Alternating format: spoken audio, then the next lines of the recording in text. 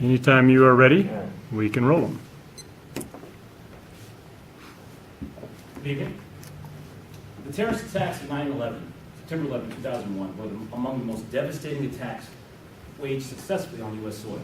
It cost thousands of lives, American lives, and cost millions upon millions in destruction of property. The American government decided to come up with a plan, Homeland Security. With Homeland Security, they devised another plan. Create a wall that separates us from Mexico, our southern border. The rationale behind this is very simple. Keep out the illegal alien terrorists by putting up a big wall. Due to the cost, the legalities, and the destruction of land, the fence does not meet the requirements to justify its ethics. Let's talk cost. Brass tacks, people. The wall that separates the United States and Mexico will cost American taxpayers $49 billion over the course of 25 years, all since 2006 when it got built. It's going to cost the Mexican migrant worker even more. It's going to cost thousands of lives, actually doubling since 1995. The fence is supposed to cover an area of 2,000 miles. 2,000 miles, okay, from western to the eastern portion, okay? That's going to be $1.9 billion per mile that you and I are going to pay for. Now let's talk about problems, because there's a slew of problems here, okay? Due to lack of funding, constructional error, and rough terrain, the fence only traveled 700 of the 2,000 miles. So what does that mean? Gaps, gaps, gaps. There's nothing but gaps in this fence, this $49 billion fence that you paid for, right? And here's the funny thing. They built the fence 6 feet in the Mexican territory. Realized they did this for so many miles, so let's tear it down, move back 6 feet on the US side, and keep continuing on. This cost us another $3 billion in taxpayer money. And I wonder why I'm here on furlough. Now let's talk rough terrain.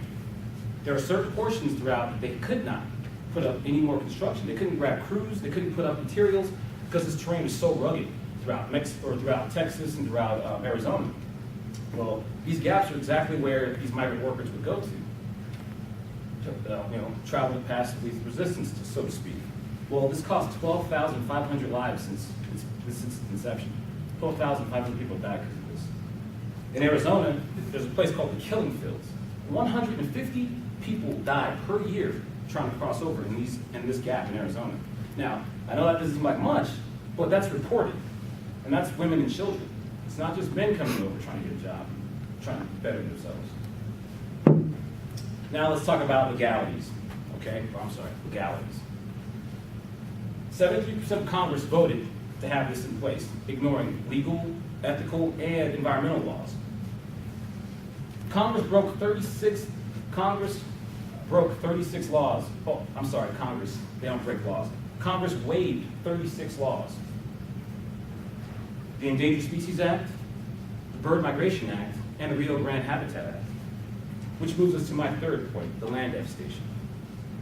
The Rio Grande is a natural border that separates Mexico and the United States. It moves in like a sweeping S in certain portions. Well, the United States did us a favor and said, we're not going to create a wall that's sweeping S-like, because that would cost way more money. Let's just cut a line directly across. When they did this, they created a no man's land. This no man's land has cost tens of millions of dollars in economic and ecological damage. Case in point, Nogales, Mexico, 2008, July 12th. There was a wall that drove right through their land, okay, through this city, it's bordering town. Lots of people there.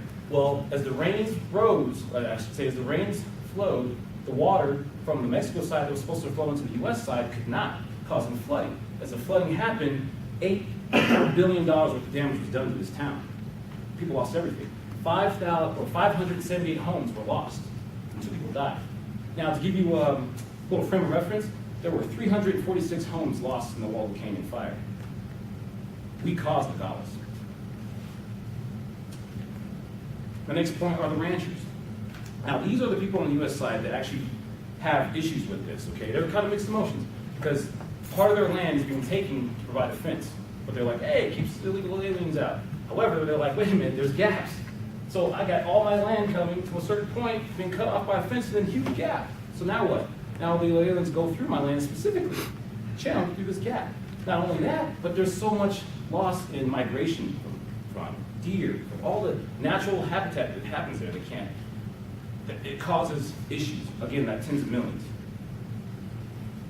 So in summation, to summarize, the cost, the legalities, and destruction of land does not support the erection of the fence that borders the United States and Mexico. And I'll leave you one last thought. The terrorist attacks that occurred in 2001, those individuals did not enter the U.S. through Mexico. They entered through New York, California, and Florida. There has been 0 proven counts of individuals coming through Mexico. 0. So why is it that we have a border fence down there, but not in Canada? Thank you.